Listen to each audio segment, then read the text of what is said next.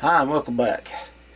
Today I'm going to be making two Micarta presses out of the one that I did have. I had a great big one. I made big enough for a sheet before I decided that I was an idiot and started buying it.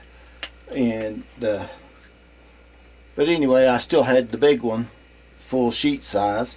Well, actually it was this big size. You know, that was what was in it. It's been in it for years, so I decided I'd just make this scales, you know, instead of trying to make it by a sheet. I was going to just go ahead and cut it down and do that with my old press and just make two little ones. Excuse me, I'm dry as a powerhouse. Yeah. Well, these things were so old. I made them out of plywood. That's how old they are. So I was actually got to make every piece out of it, out of what, except for a couple of 2x2s, out of what I had, out of this material right here on this, except for one little stiffener. When I get these done and glued, I'm going to glue them and screw them together, and then I've got to make a sandpaper rack. I'm tired of just having sandpaper just all over the place.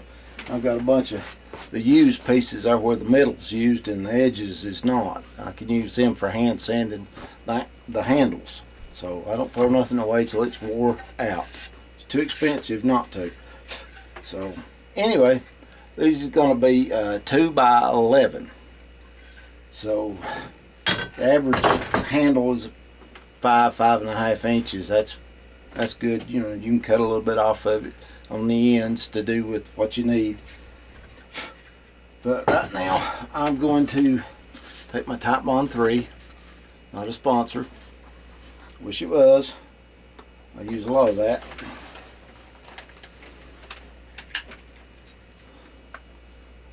Doing various things, not on knife building so much, but building stuff that I can do a knife with.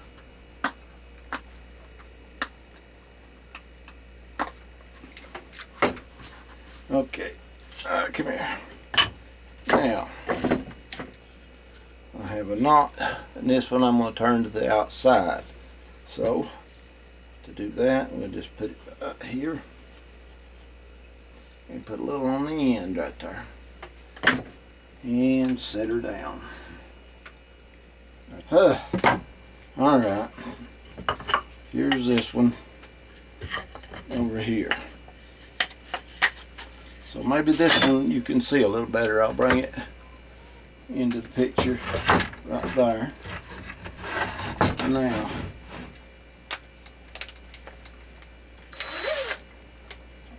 right there's the Phillips. Now what in the Sam Hill did I do? There it is. Okay. Yep, there we go. Nice square corners. That's the reason I like to cut them instead of using factory edging. The edges are rounded on most cases, and let stuff leak in there. I've made Micarta before with the big press. It took more resin than I had to do that, so.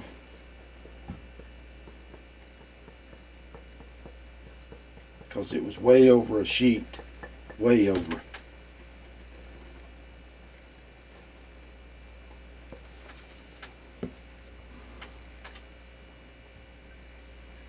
Okay, down into it with this. Oh, gotta drill it first. There's a knot in this one, so. And I'm using long screws, so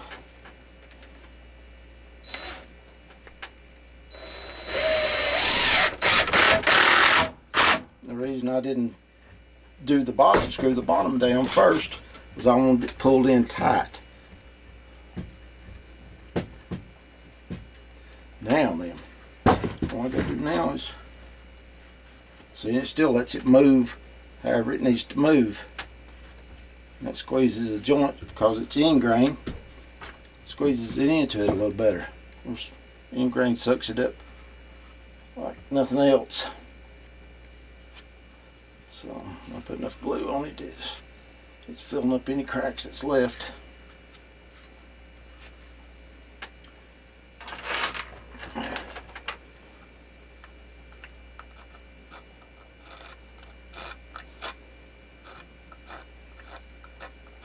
You can take a screw like that and get a lot of the glue out of it. It'll hang in the threads, and the point will help pull your corners in.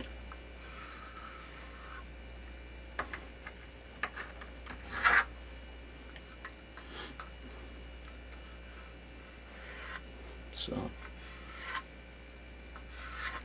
if you ever can't reach with something like that, this screws up about the fastest way that I've found.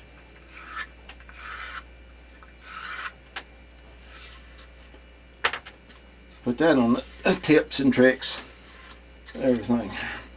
Monkey tool. My monkey tool, I know what everybody calls it. It's like a hole that you can set tenons or make rivets with. You know, it's a block of steel. That makes it. That's what they call a monkey tool.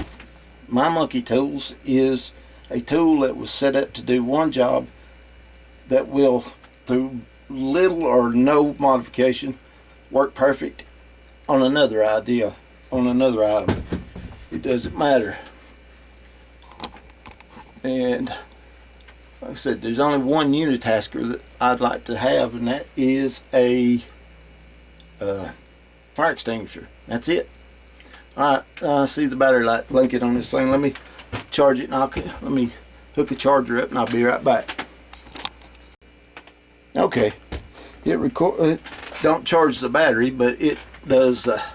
It'll run it while we're doing this. So anyway, there's that. Screw it down. Let's put the cap on it here, and take the glue. Put it on there. End grain will suck it up.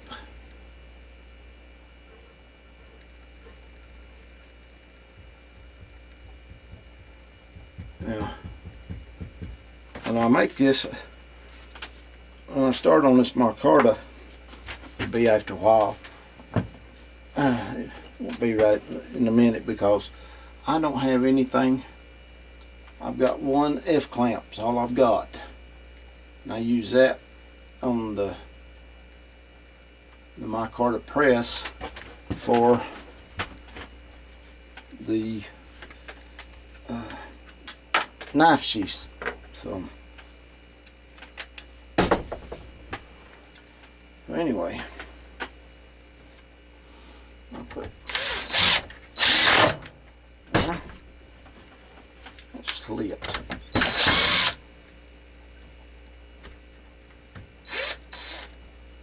Put another in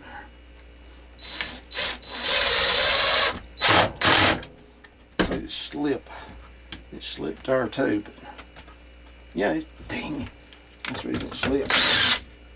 And that went right in the gouge, right in between the boards there. That's what I'm gonna do. Put it right there.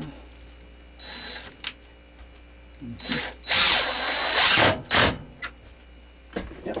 Now.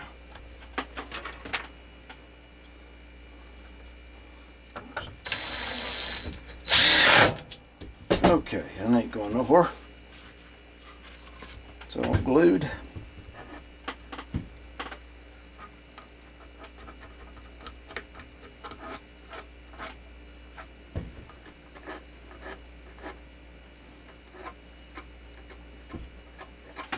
Okay.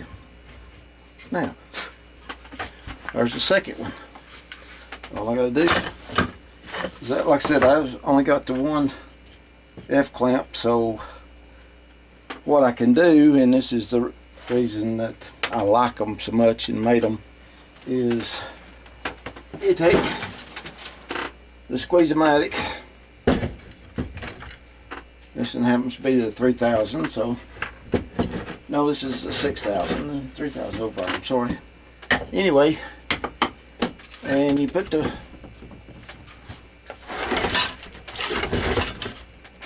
your form in the Squeeze-O-Matic 6000 and the 3000, however much it'll do, and put it in there. It will just fit, which is just good. That's the reason I double plated this. And then you put this in here like that, like that, and you take that and run it down with your screws, and you can run it down and make it holler calf rope, because you got 3/8 bolts right here that you can run down just as much as you want to. You want to get you a ratchet and wrench or something, slide over the top and just go to it. And I've got to make some knobs like I made for Kenny over at Metal Man Productions Inc. So for this, I got 2 Squeeze-O-Matics. I need more because I've got knives that I have to put antler handles on. That's hidden tank, so that's what these is for. But I can make some of these here in just a little bit. Yeah.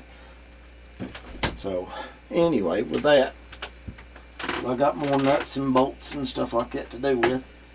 But that's how I'm planning on clamping them together, was using Squeeze-O-Matics.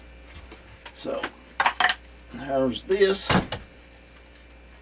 I'll get right there. I didn't glue the other one, but I think I'll glue this one because the top's a little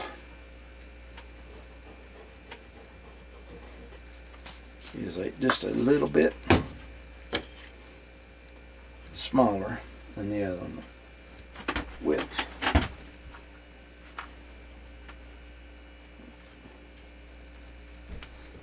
And 2 pieces of 3/4 inch plywood stronger than you'd think. We do. When I was doing heat and air conditioning, we'd be working in buildings, and we done a job at Mallory Battery. And for all those that don't know what Mallory Battery is, it is Duracell. In Cleveland, Tennessee, they had 2 plants. Well, they still got 2 plants. Well, I was by one not too long ago, but anyway, they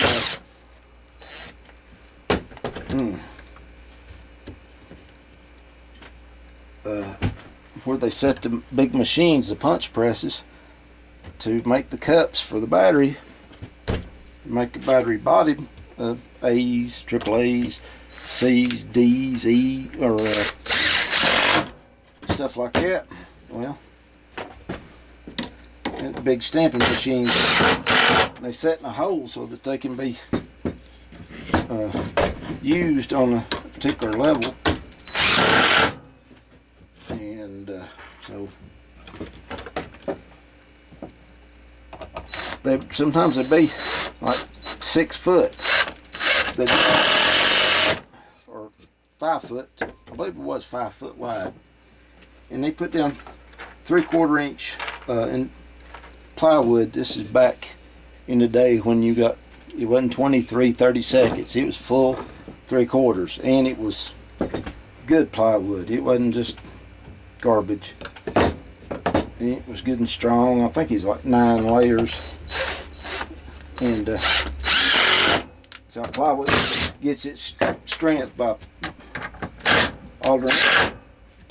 alternating which way the layers go. This one's wide. The old stuff is, see, the old stuff has got a lot of layers. This one 1, 2, 3, 4, 5 layer. The cabinet grade is 7 layer, and I think that commercial grade that they was using probably 9 layers, 8 or 9, like that. It was expensive stuff even way back in the day, back in the 80s, in the early 80s. But it would hold up a forklift. Now, I'm not talking about one of them great big machines you work outside with, but one that you use inside. Probably, somewhere in the neighborhood of around a 5,000 or 6,000 pound lift capacity. But just one ply of that would span across them holes, ditches, where they was working before they'd need the forklift over to pick something up over there, and when they didn't have all the floor poured. This is what I was talking about. Now, when they got the floor poured, they could go anywhere it wanted to. But till then, they just had certain areas poured and getting prepped for machine setting, and they didn't want to bring in the machines that weighed, God, I don't know how much they weighed. They was 30,000, 40,000 pounds the time it was fully assembled. So anyway, the 3/4 inch plywood, they went right across it like it wasn't nothing. So anyway, that's what I'm babbling on about. This stuff was a whole lot better than what it is today, even though it was back in the day. Everything is gone stupid.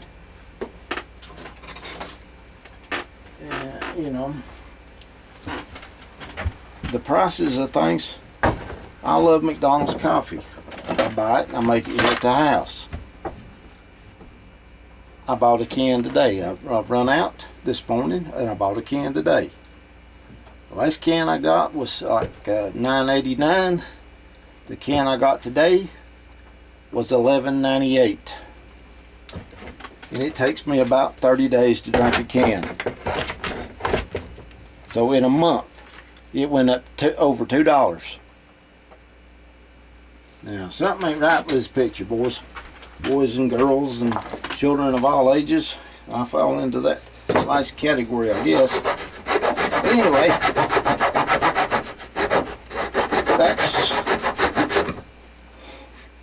that is something awful. This one's just a little bit overly long. Let it slip on this side. Probably let it slip just a little bit.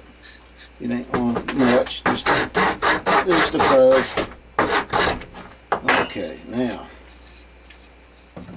Yep, that fits right in there real good. Got a little slop in it. That's what you want.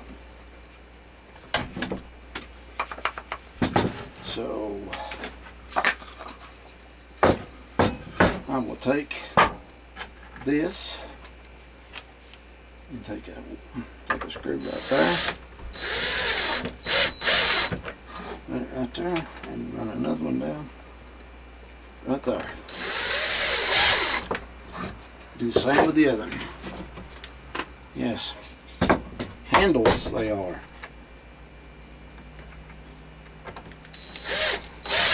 So having one in the middle, you got one on each end that you can break loose with.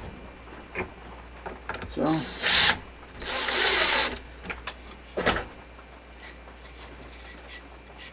this one also.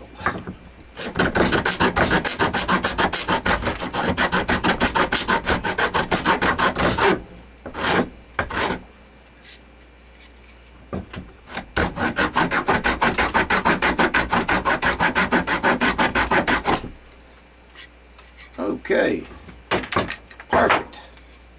Now, yep.